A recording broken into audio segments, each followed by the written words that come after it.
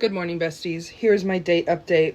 So, one thing to know, he and I had planned this date like 2 or 3 months ago, but then work trips and school and all kinds of stuff, like we have rescheduled so many times. So by the time we finally got to go on the date, the place that we had picked had literally closed down. And we didn't figure that out till we were like put it in the GPS to leaving. It was like permanently closed. We're like, oh my god. So we ended up at a place like down the street, which is someplace that I had actually been before and used to be like my date spot. So I thought it was kind of funny that we ended up there. So I see him right off the bat, super tall, but also doesn't like exactly look like his pictures. Like he does, but doesn't. It's kind of hard to explain. But like it was okay. Like he was still cute.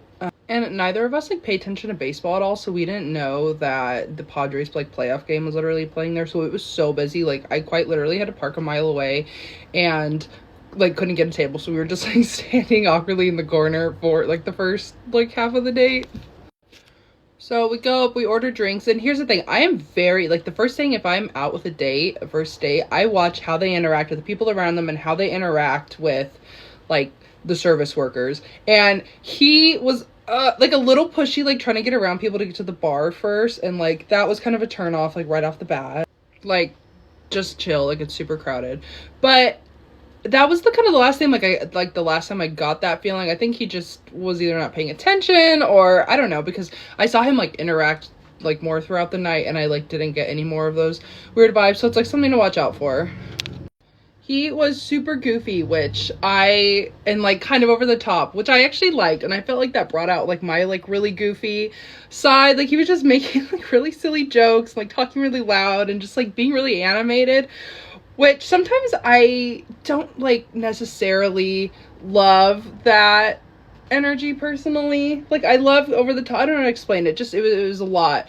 But I don't know if it was, like, the environment or the drinks, but I actually liked it. And I was feeding off of it. And I felt like it, like, made me, like, loosen up a lot faster. Which sometimes it can be hard for me to, like, be really comfortable, like, right in on a Bumble date. Okay, and side note, the brewery had, like, hired, like, horror actors. Like, actors that you see on, like, you know, like horror nights, like the actors that run around during Halloween time, like chase you with chainsaws. Like they had literally hired those throughout the brewery, and I was not a fan.